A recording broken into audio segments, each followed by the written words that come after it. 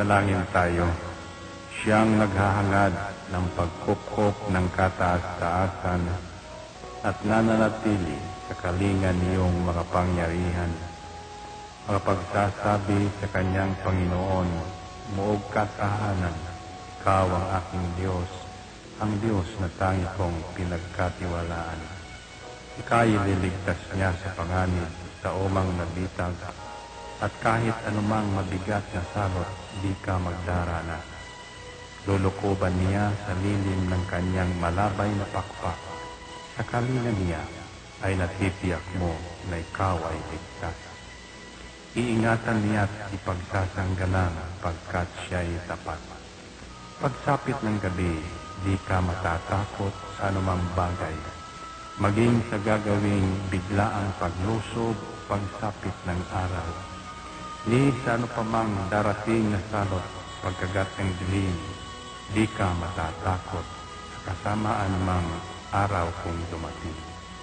Kahit na mabuwal sa iyong harapan ang 1,000 tao, sa iyong paligid ang bilang ng patay maging 10,000, di ka matatakot at natitiyak mo di ka maano.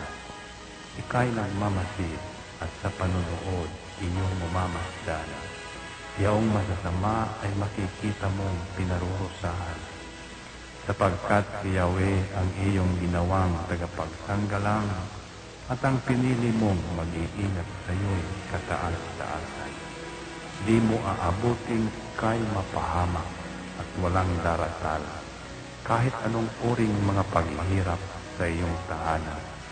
Susubuin niya ang maraming anghel, silang susubaybay. Kahit saan dako ikaw maparoon, tiyak iingatan. Sa kanilang palad ay tatayo ka't silang magtataas, nang hindi masaktan ang mga paa mo sa batong matalas. Kahit ang tapakan mo ay mga leon, ahas na mabagsik, di ka maaano sa mga serpientes leyong mababangis. Ang sabi ng Diyos, aking iniligtas ang tapat sa akin, at iingatan ko ang sino mang tao ko'y kikilantin. Pag sila'y tumawag, laging handa ako na sila'y pakinggan. Aking sasamahan, at kung may hilahil ay sasakluluhan.